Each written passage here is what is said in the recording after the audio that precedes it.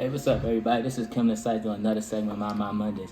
Today's segment of My Mind Mondays, what I just want to talk about is, so over this week, I was actually talking to my therapist, and so we was having this discussion, and this is just here for me to ask for suggestions, because like I said, sometimes when you working through mental health, you always still gotta reflect upon yourself, and always just be willing to accept the realities. And the conversation I was having with my therapist was because we were talking about my anxiety. He was talking about my childhood. And he was like, one of the things that you pointed out was that you was doing a lot of watching, and how that affected your anxiety, because that plays a big part of your anxiety. And when we was just continuing with our discussion, what we just talking about was this. He was just like, how do you break up with your anxiety? Because he was saying like, me and anxiety and we've been compatible my whole life. This just seemed like I've been in a long-term relationship with my anxiety.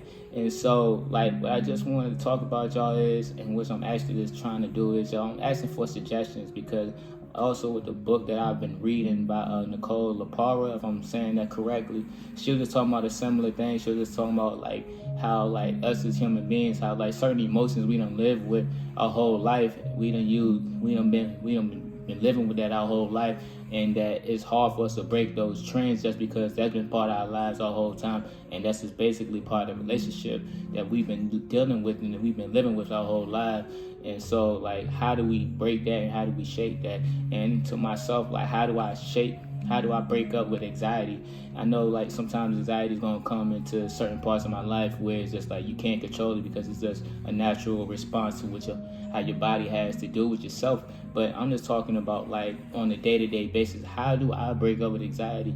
If there's anybody that's watching this video, I'm open to all suggestions, because I know I have some resources, but I don't have all the resources, or sometimes I don't feel like I have enough resources. So if you got some resources, or you got some books, or you got some suggestions for myself, y'all, this is a time not necessarily for a cry for help, but just for a cry for a suggestion. Because yes, my mental is probably like at a 6 or a 7 right now, but it can always get better, because we always are always on a continuing healing journey. But like I said, y'all, like, there's nothing wrong with asking for a suggestion. There's nothing wrong with asking for help. So I'm just asking y'all, what is y'all suggestions on how do I break up with anxiety? And so with all that is being said, y'all, this is Kim Insight on another segment of My Mind Mondays.